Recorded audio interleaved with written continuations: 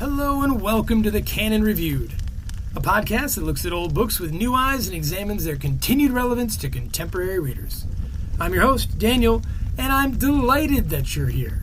Okay, it's time to start a new book. We just finished up with No Exit. I like talking existentialism, so maybe something on that theme. But like something older, too. Okay, hold on, here we go. 1900s, 1800s, 1700s, 1600s. That's it. Of course, the greatest play ever written, with an incredibly failed existentialist as the protagonist. Where is it? Ah, got it. Please, come grab a chair by the fire, and let's start our discussion of Shakespeare's Hamlet. For starters, I don't think it's an exaggeration to say that Hamlet is the most famous play ever written. There have been a zillion performances, and even more pages written about it. But why? What makes it so good? Well, a whole lot of things. For one, the structure of the play is perfect, the pacing amazing. You don't really even notice that it's a 14-hour performance. The central character is absolutely fascinating. The primary themes, timeless. And speaking of those themes, Shakespeare's addressing of them is quite ambiguous. There's an enormous breadth of things that we can take away from this play, and it's because of its nuanced articulation of things that so much has been written about it. We'll, of course, go into considerable depth in our discussion of Hamlet, but let's first give a synopsis of the play. Now, I know that everyone knows what happens, but I'm going to go through it anyway, or more or less scene by scene, because I think that the build of this play is as important and cool as its thematic explorations. So, cue the music. The curtain opens on the fog-shrouded battlements of the castle of Elsinore in Denmark.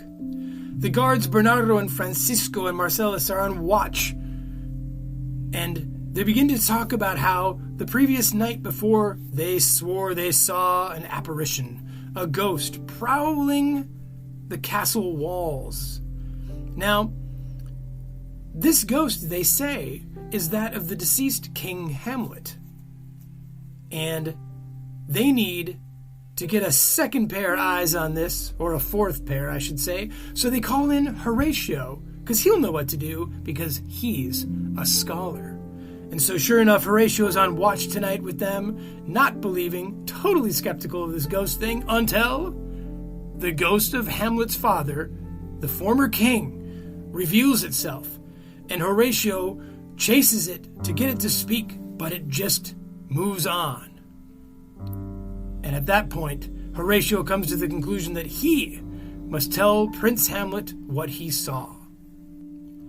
We now shift over to the royal court, where Claudius, the new king, and the brother of the late King Hamlet, is going over some affairs of the state and talking to some folks and courtiers and all that. He also announces that he has recently married Queen Gertrude, the widow of King Hamlet, and that would be Hamlet's mother. Hamlet, the son, is noticeably, I would say, not pleased with the situation. The hasty marriage, the rapid succession of his uncle to the throne, it's all kind of taken him aback. And at this point, Claudius gives him a little bit of a lecture as he lets the affairs of state and the business folks and the courtiers go. The scene then cuts to characters Laertes and Ophelia. Now, these are the children of a character named Polonius, who's the chief advisor to Claudius. Laertes is on his way to France, and before leaving, he's lecturing his little sister Ophelia on, being a little careful about how she feels about Prince Hamlet, because, one, there's no telling if Hamlet, who is, after all, a dude, has any kind of sincere feelings towards her, and two, he's Prince Hamlet. Their relationship can go nowhere because of the rank, the difference in rank between the two. Ophelia is beneath him, as it were, and he doesn't want her to get her heart broken because he's her brother and he loves her. And he then goes off to France after Polonius tells him, "To thine own self be true," that famous speech, and he's on his way. We then cut back to the courtroom, and everyone has left with the exception of Prince Hamlet, who is staggered in his grief and his despair. And he begins to just wonder about how all this stuff could have happened. What's wrong with his mom? Like, what was she thinking? And we'll get to this speech some other time. But in his reflections, he's interrupted by Horatio and Bernardo and Marcellus. And he's like, "What's up, dudes?" And Horatio's like, "Hey, I'm here to see you." And Hamlet's like, "Horatio, you're my best friend. What on earth brings you to Elsinore?" And he's like, "Well, it's your father's funeral." And Hamlet's like, "No, you mean my mother's wedding." And Horatio's like, "Yeah, that did seem to kind of happen kind of quick."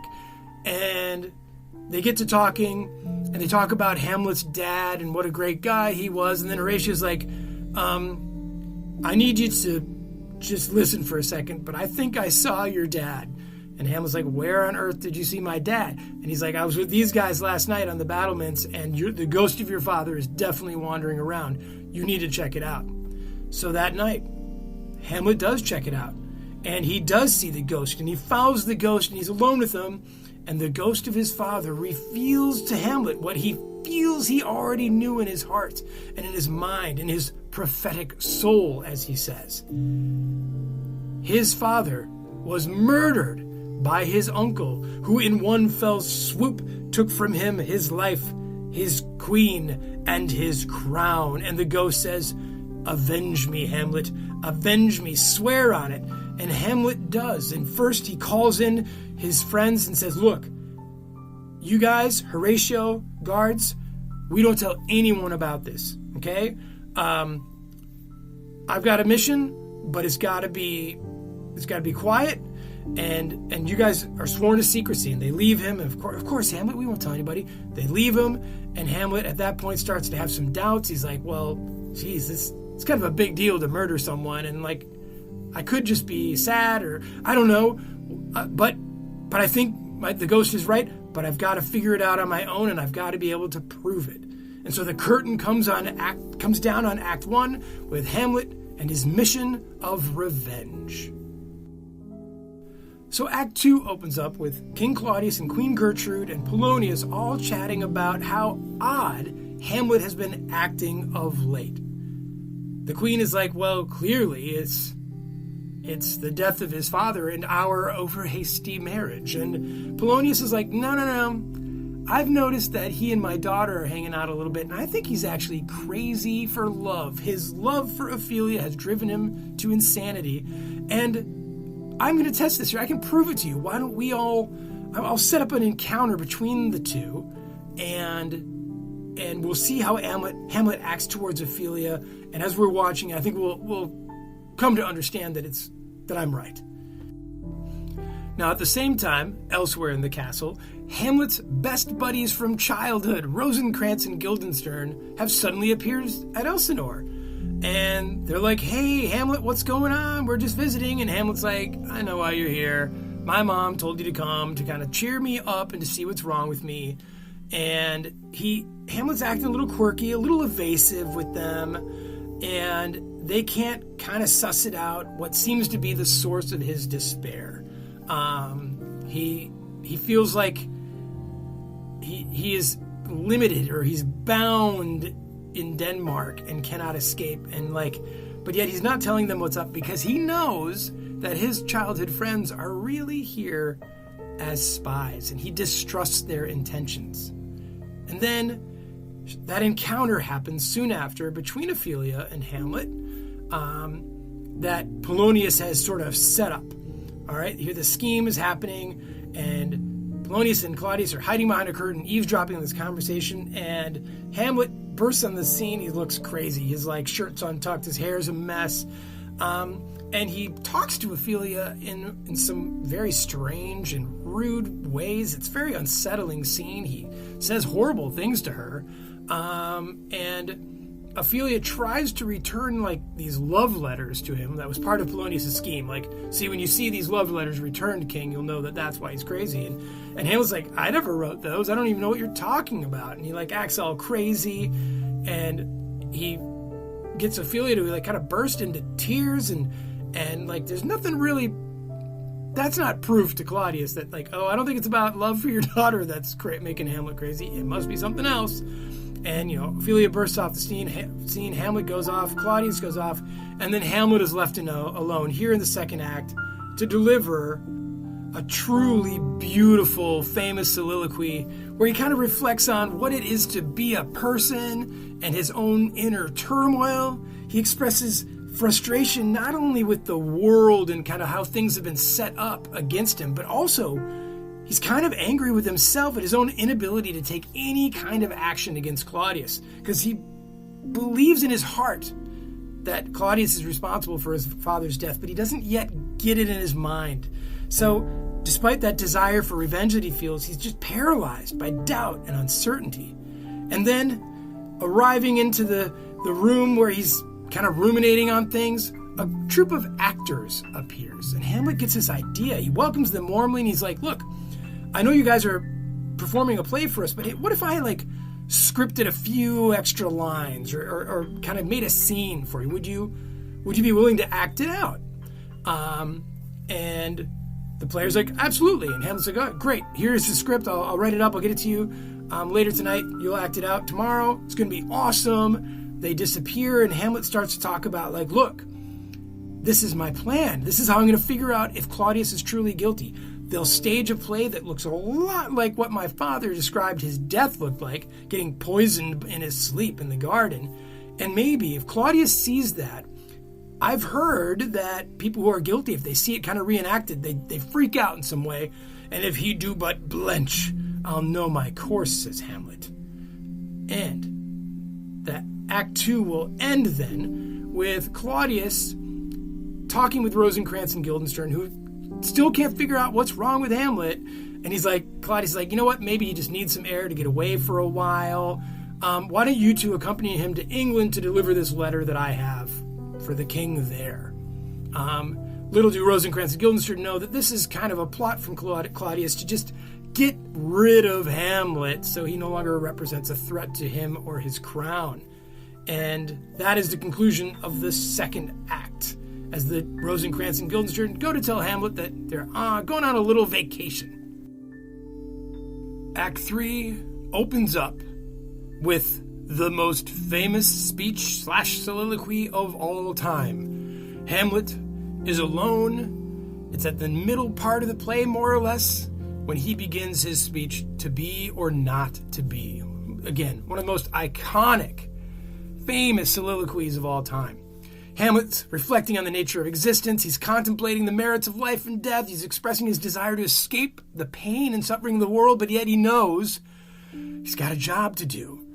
And with that in mind, the next scene we see is that play within a play. Remember, Hamlet had basically scripted a small scene for the players to perform in front of his uncle. And so everybody is gathered at the court to see this performance.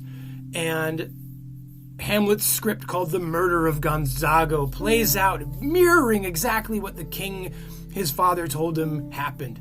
Hamlet watches Claudius closely for any signs of guilt, and when that pivotal moment arrives, when the murder itself happens, Claudius, he just loses it. He reacts, he's like, turn on the lights, and he's out of there. He's like, no more, and he bolts, and Hamlet's like, yep, and he confirms with Horatio. He's like, did you see that? Am I wrong? Did he, freak out? And Horatio's like, absolutely, it seems like he's guilty. But Claudius now knows a number of things, right? He's first off, he's totally angry with Hamlet, but he also knows that Hamlet knows about the circumstances of his father's death. So his mom calls him into her room. She's like really mad at him, and she's like, look, you've betrayed and Hamlet's like, you've betrayed everything my dad ever stood for. You've betrayed his memory. You married this guy. He's a villain.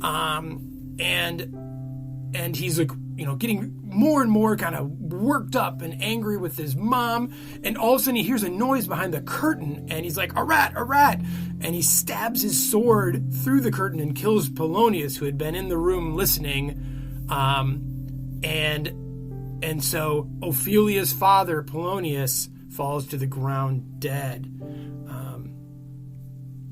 So he thought, he was really excited first because he thought that was Claudius behind the curtain, but no, it's Polonius. So, but Hamlet doesn't really seem all that worked up about the whole ordeal, and he's like, look, this is actually your fault. This is a consequence of your betrayal, Mom. And so word gets out, of course, that Polonius is dead. Ophelia loses her mind. She's so distraught.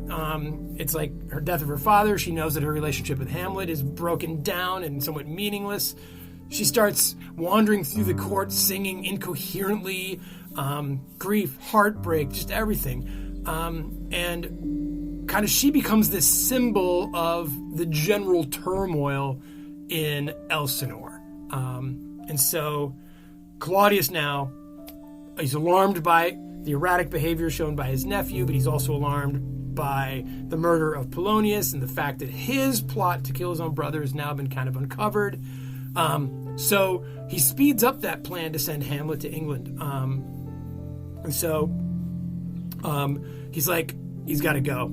He's got to go because now he's a threat to the crown, right? And so as the act draws to a close, Hamlet delivers this other soliloquy. He's like, okay, he's like, I got to do something. What's keeping me back? I know everything I need to know. There's still something there's still some doubt. There's still uncertainty, but why? And he is actually remorseful for Polonius' death. He does feel kind of bad about it. It is scary to fulfill his father's demands. Like, there's still so much to do and to be afraid of doing. And once again here, Hamlet shows his amazing ability to overanalyze, to overthink, and to waffle. But as the curtain comes down on Act 3, Hamlet's like, I know what I got to do. I just got to do it. So Act 4 is really all about kind of building towards the tragic conclusion of this play. Gertrude asks Claudius, she's just worried about her son, his erratic behavior, and Claudius once again is like, look, I'm going to send the boy to England. It's for his own good. He just needs to get away from this place. It's too much has happened too soon. We totally understand his grief and his suffering. Let's send him to England for some fresh air with his good buddies Rosencrantz and Guildenstern, who at the same time are being chided by Hamlet, who is full of disdain for them, for how dare you be loyal to my uncle and not to me? You used to be my buds. I thought I could count on you, but that is over. And he won't tell them where, he's buried Polonius. And then, Claudius summons those two and says, look, I've got to have you bring Hamlet to England. Let's hurry this along. Here's the letter. Now, Claudius reveals in the mirror by himself or whatever that in this letter is a request that the king execute Hamlet upon his arrival. Rosencrantz and Guildenstern don't know that, but we'll see in a kind of part of the tragic conclusion that Hamlet will turn that letter in on them and they will be killed by the king. Ophelia's madness continues. She's really now a presence in the court. Laertes, so basically Act 4 is to get everyone back in the room here, the room being Elsinore. Laertes returns from France full of anger and grief over the death of his father. He first confronts Claudius thinking he had something to do with it, but Claudius is like, oh no, this was Hamlet's doing. And so Laertes demands justice, and Claudius is like, I got some ideas. And they kind of come up with this scheme. They orchestrate this duel between Hamlet and Laertes, and they're going to poison the sword that Laertes uses. And just in case, Claudius is like, and I'll also prepare a goblet of wine to have poison in it. We'll have Hamlet drink it if you don't actually hit him at all with your poisoned sword, because Hamlet's a pretty good fencer. And so no matter what, in this duel, Hamlet will meet his end. And Act 4 concludes with Horatio and Hamlet hanging out. And Horatio's like, my lord, I don't think this is a good idea. And Hamlet's like, you know what? This is destiny. This is how it's got to unfold. This is actually what I've been waiting for. And so when Act 4 concludes, we've got the groundwork for that climactic confrontation between Hamlet and all of his adversaries. And yet the kingdom itself is teetering on the brink. Sanity is unraveling all over the place. The tensions between characters are escalating, and we are foreshadowing here at Act 4 the events that will kind of unfold in the final act of the play. The final act of Hamlet actually proceeds quite quickly. So it begins meditatively enough as Hamlet and Horatio are in the graveyard, and they're ruminating on the nature of death and burial, and they're like, oh look, someone newly fresh grave has opened up back here. I wonder what that's all about. Hamlet delivers Alas Poor York, that famous thing that he talks about, like what happens to us after we die. He gets into a conversation with the gravediggers. It's like the comedic point of Hamlet, is sort of the funny part there.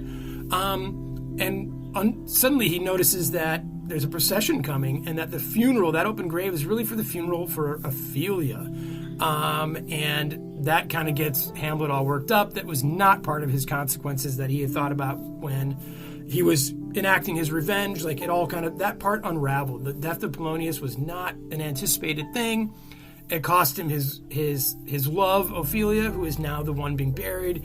He loses his mind at the funeral, and Laertes confronts him. And there's the hostility between those two as we move to the next scene, which is that duel in the court. So it seems like it's set up to be not a duel to the death or anything like that, but more like just a challenge between these two that Laertes wanted, more like a duel for honor or something like that. And Claudius and Laertes, they continue to conspire against Hamlet's death, and they poison the swords. They have the goblet there as a backup. The duel begins, and Hamlet and Laertes are going, and at one point, Gertrude drinks from the goblet, and Claudius is like, no, Gertrude, don't drink, and she does, and she dies. But then at that same moment, Laertes cuts Hamlet, and Hamlet is like, wait a minute, what's happening here? He sort of scuffles with Laertes. They switch blades, and he cuts Laertes with the poisoned sword. Gertrude collapses and dies from the poison, and Hamlet is like, I'm going to get you, Claudius. And Laertes is like, sees the righteousness of Hamlet. He understands that Claudius was a bad guy and evil the whole time. He's like, Hamlet, you're doomed. The same blade that you cut me with, I cut you with. It's poisoned. There's poison in that goblet. And Hamlet he makes Claudius drink the rest of the goblet. Claudius then dies on the floor. Laertes expires. And Hamlet collapses into Horatio's arms and says his final lines that end with, and the rest is silence. Such a beautiful end for Hamlet. With the kingdom unraveling, news of that traveled to Norway, and so young Fortinbras, the Norwegian general, comes in, and he looks into this courtroom filled with just corpses littering the floor everywhere, and he's like, what on earth has happened? Horatio is there to recount the tale of Hamlet, and the play ends with Fortinbras saying, well, here ends a noble life, and Norway essentially takes over Denmark. So Act 5, it's over. The tragic conclusion, that tangled web of deceit and betrayal that for so long has sort of ensnared Elsinore, it finally unravels, right? It's a flurry of death and violence. Is terrible, but what Hamlet's actions ultimately do, they expose Claudius's villainy. They restore justice to the kingdom insofar as, Fortinbras promising Horatio to kind of be a steward of Elsinore and Denmark from here on out. And then the final curtain descends. Whew. All right, so there it was. A quick plot synopsis of the greatest play ever. And you can see how Hamlet has inspired countless retellings and such. But what makes it great? Why still ask students to read it? If we have to experience Shakespeare, isn't Romeo and Juliet better, or more approachable, or one of those indistinguishable comedies? And if so much has been written about Hamlet already, well, is there anything new we can talk about here? Honestly, probably not. But Hamlet has become a part of our collective conscience, and as such, it's important that we keep returning to it. So what does it bring? Well, that's our first question that we've asked of every text thus far. Well, I'll break it down into 3 things, and they revolve, unsurprisingly, around plot, character, and theme. First, the plot structure of Hamlet is simply perfect. The tension that builds throughout, the knowledge that we have as the audience, but Hamlet doesn't, the pacing of the machinations spun like webs by Claudius. The ghost comes, gives his son a mission, but the son doubts the veracity of the call, works to uncover the truth, is surveyed constantly while attempting, finally gets the evidence he needs, finds reasons to waffle, and then dies tragically in the fulfillment of his quest. The structure of the play is that of carefully piled up blocks. Up and up they go, finally teetering at the top and falling. The plot outline of Hamlet has been used by writers for 400 years because it's so good. Also, and more specifically why the structure is so important, it's really one of the first stories that tracks the way it does, and the contemporary reader finds the plot comfortable to follow because it's now the template of most tales we consume. In essence, there's a familiarity to Hamlet that makes it easier to digest. Shakespeare's hard enough, so a logical sequence of events can ground the reader despite issues of language, which we've gone over before and will again. Then there's our main character himself. Of all of Shakespeare's protagonists, I find Hamlet to be the most personally relatable. Mostly for his quirks and frailties, I suppose, but that's for another day. Hamlet is moody, temperamental, indecisive. He waffles throughout the play as to the best course of action, and just when he sets his path, he finds some reason to abandon it. He's hyper-intellectual, cunning, empathetic, deeply cognizant of the motivations of others, yet still more prone to doubt than anything else. He's so full of a desire for revenge or righteousness, but yet fearful of what the consequences of those drives could be. Hamlet is, in a lot of ways, like a kid, and various productions have him as either a grumpy, pouty teen or an almost arrestedly developed 20 or 30-something. Well, it doesn't much matter, but it's his need to have all the answers before he commits to action, and his suspicion that everyone around him knows more than he and is acting against him, that makes him so real. He is both in control of the play's action and yet wholly and completely shackled by the other characters who he sees as working in opposition to his quest, when really he's the one imposing the opposition on himself. And finally, there's the variety of things that this play is about. Yeah, it's essentially a revenge quest, but there's so much more to it. And as I said before, the reader or viewer of this play has incredible latitude to draw her own conclusions about the text's most central themes. There's so much ambiguity here, so many questions that could be answered either yes or no. Is Hamlet mad, or is he faking it? Is the ghost of his father merely a projection, as he sometimes supposes, emerging forth from his grief and the fact that he should have been king? Is it just an excuse to gain the throne that was rightfully his? So, madness, real or imagined, is one theme, and we see it move its way into a few of the characters. Hamlet, whether faking it or not, ruins Ophelia, and his actions lead both directly and indirectly to her death, but regardless, she has lost herself before her drowning. And this whole question of whether Hamlet is just acting or not is also awesome, as is Shakespeare's meta-commentary on acting versus real life. His first line in the play speaks to this, when his mom is like, "Why do you seem so sad?" And Hamlet's like, "Seem? Anyone can seem. That's what acting and actors do. I'm actually feeling." And the play within the play, and how Hamlet instructs the lead player how to act, not to embellish too much or get all arty, because the acting has to mirror real life in the most direct and profound way. Hamlet wrote a play within Hamlet, and this idea of acting, a kind of faking of reality, lies at the heart of the play. Now, I'm of the mind, and we'll get more to this later, that Hamlet at no point loses himself in any kind of madness, that he understands the actor's art and uses it brilliantly to throw off his opponents. The time they waste trying to find the source of his insanity is the time he could use to uncover the truth. If only he were made of the stuff that could let himself get to the work he needs. Amidst all these questions, this real or unreal, is the truth that Elsinore is a place of surveillance and suspicion. Hamlet is always being watched, and he knows it, and he often uses that to his advantage.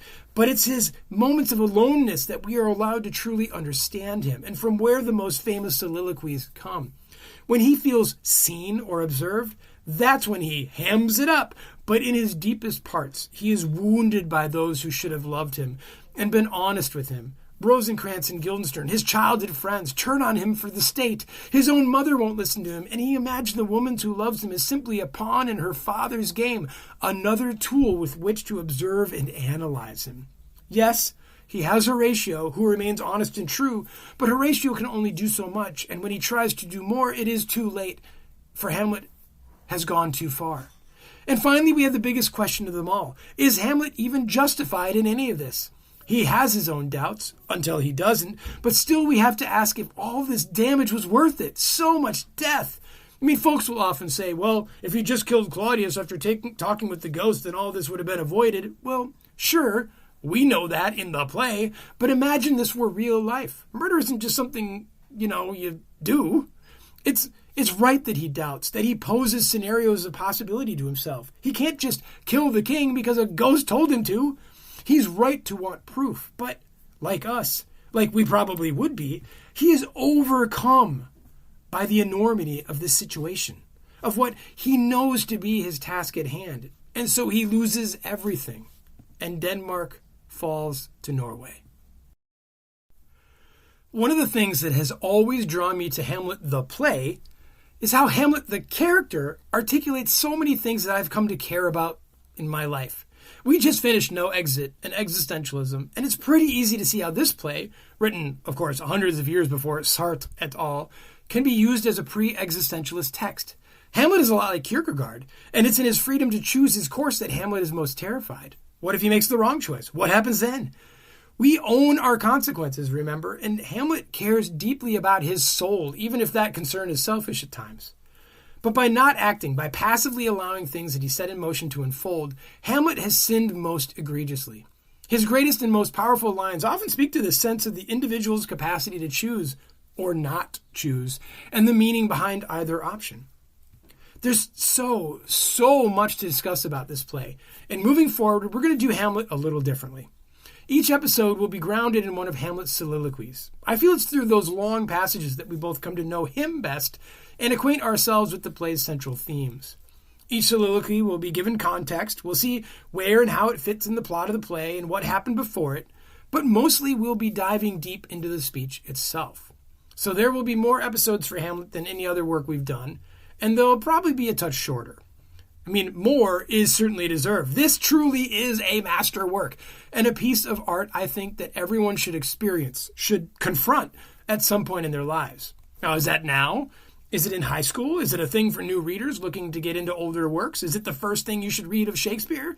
Does Hamlet's objective greatness actually matter? Well, we touched on these questions in a previous mailbag episode, and so I'm curious where this conversation will go. Lots of works in the canon are objectively awesome, but ultimately that leads to a big so what? How can and does the work speak to us today? That's our question. That's what matters. And so we'll see about Hamlet. Thank you so much for sitting by the fire with me today. Hey, please rate and review the podcast, as it does make it easier for others to find. And if you like what you're hearing and intrigued by where it's going, please consider supporting the show on Patreon at patreon.com/The Canon Reviewed. You'll find a few tiers to choose from, as well as an invite to our Discord community. Look, this podcast is a conversation as much as anything else, so please send me an email to thecanonreviewed@gmail.com with your thoughts and observations about the works under study. I'd love to include them in future episodes. Now, what do you think should be a part of our discussion of Hamlet? What has this play meant to you? I'd also like to take a quick moment here to thank our two head librarians, Jeff Seplak and Jesse Cunningham, for their continued support on Patreon. And I'd also like to thank the fellows over at the podcast, The Hills Have Nerds. They're four great guys, and they recently invited me to hang out and talk about books on their podcast. So please check out The Hills Have Nerds. It is an incredibly compelling listen. Again, Thank you, fellas. Now, at the conclusion of each episode for Hamlet, the final read will come from someone other than Hamlet, and lines that will lead into the soliloquy presented in the following episode. So here, for starters, we're in the stateroom at Elsinore. Claudius has just become king upon Hamlet's father's death, has recently married his mom, and now Hamlet must watch as his uncle performs and conducts the affairs of state. We have just had his mom ask him the whole, you seem sad thing, and now, once business is concluded, Claudius turns to his nephew in front of everyone and drops a few bombs. Things like, hey, man up, and that good old chestnut, think of me as your dad now, to the final one being that he isn't letting Hamlet go back to college, but is rather forcing him to remain in Denmark under the comfort of his eye. So this is from Act 1, Scene 2, Claudius to Hamlet. "'Tis sweet and commendable in your nature, Hamlet, to give these mourning duties to your father. But you must know your father lost a father, that father lost his, and the survivor bound in filial obligation for some term to do obsequious sorrow. But to persevere in obstinate condolement is a course of impious stubbornness. 'Tis unmanly grief. It shows a will most incorrect to heaven, a heart unfortified, a mind impatient, an understanding simple and unschooled. For what we know must be and is as common as any the most vulgar thing to sense. Why should we in our peevish opposition take it to heart? 'Tis a fault to heaven, a fault against the dead, a fault to nature, to reason most absurd, whose common theme is death of fathers, and who still hath cried from the first course till he that died today, this must be so. We pray you, throw to earth this unprevailing woe, and think of us as a father. For let the world take note, you are the most immediate to our throne, and with no less nobility of love than that which dearest father bears his son, do I impart toward you. For your intent in going back to school in Wittenberg, it is most retrograde to our desire, and we beseech you, bend you to remain here in the cheer and comfort of our eye, our chiefest courtier, cousin, and our son.